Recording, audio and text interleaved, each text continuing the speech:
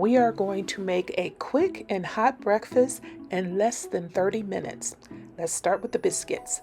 White Lilly flour, self-rising. There is no substitute.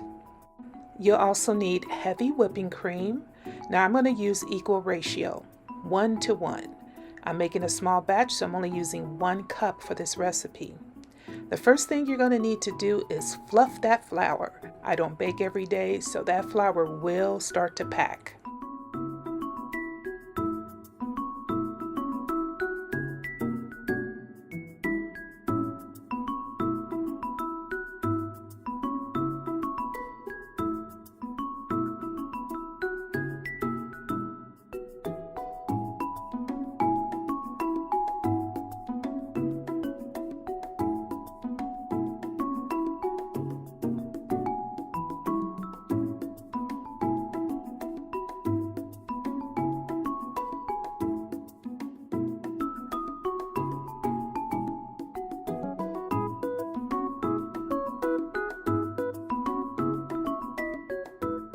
Once you get everything blended in, just add a little flour to your board. You don't have to worry about overworking this dough. You don't have to worry about over mixing. As a matter of fact, let your kids help you. This is a no-fail 2-ingredient biscuit dough. It is not like the traditional biscuit doughs where if you overwork it, it will be tough.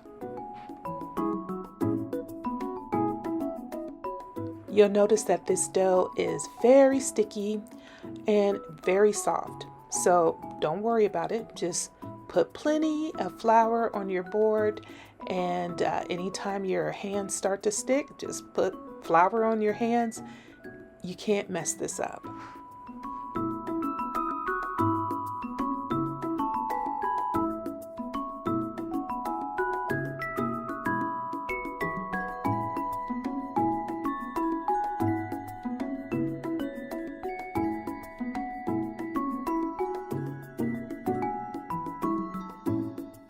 Now it's time to select the correct pan.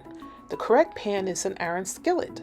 I can use this big one with a bigger biscuit cutter, but as you can see, I have that tiny biscuit cutter, so I'm going to use a tiny skillet.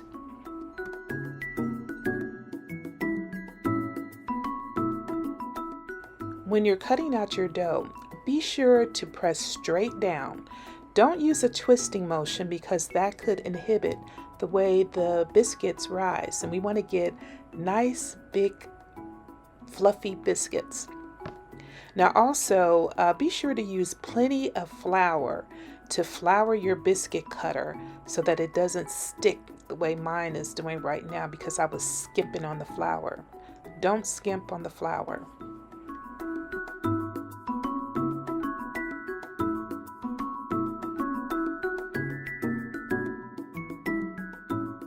When you get to the last biscuit, take the excess dough and roll it out again. It is not going to make that hard, crusty biscuit that used to be the last one that nobody wanted to eat. This is still going to be a light and fluffy biscuit. I decided I wanted to make a big biscuit for the middle. Your oven temperature should be set at 450 degrees, and this will cook for approximately 13 minutes or until golden brown. While our biscuits are baking, we're going to start our sausage gravy. You're going to take a pound of sausage, whatever flavor you like. I usually like hot, but this time we got sage, and then just pinch off bits of it, bite-sized bits of it, and get it nice and brown. My sausage is partially frozen, but we'll get it in there and cook it on a medium heat.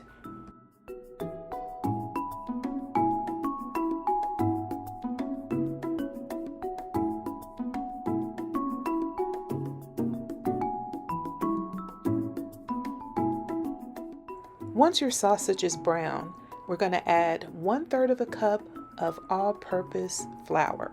Now it's okay to use the regular flour. So we'll get that all blended in. We're not draining the grease. We're using the grease to help us to make the roux for our gravy. Once this is cooked for about 3 minutes, it's time to add the milk. Now I am using 2% milk because that's what we use in our house. But you can use whole milk. You can use heavy whipping cream. I started with about a cup of milk and I ended with approximately 3 cups of milk. Then I added what was left of my heavy whipping cream because I only had just a little tidbit left. Really, at this point, it doesn't matter what type of milk you want to use.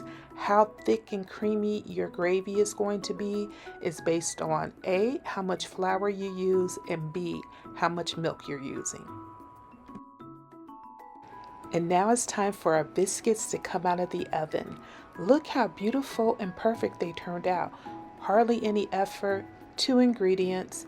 I brushed the tops, with the heavy whipping cream, and they turned out so buttery looking. You know why? Because heavy whipping cream is butter. Those are the 3 that were left over, and they still were just as delicious, just as light, and just as fluffy. Now let's get back to our sausage gravy. So it has started to simmer and thicken, and now it's time to decide what kind of sodium we're going to use. I like to use a little bit of coarse salt as well as seasoned salt, but you can use whatever you like.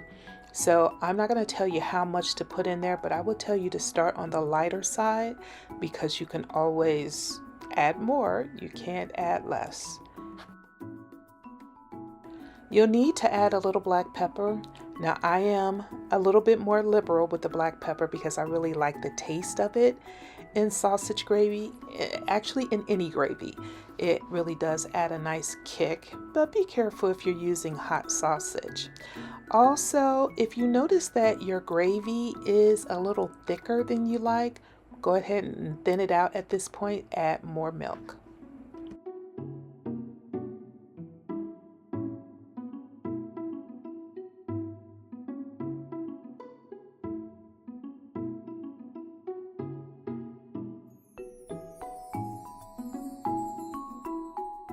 Once it comes to a simmer, it's done. Let's get it plated up.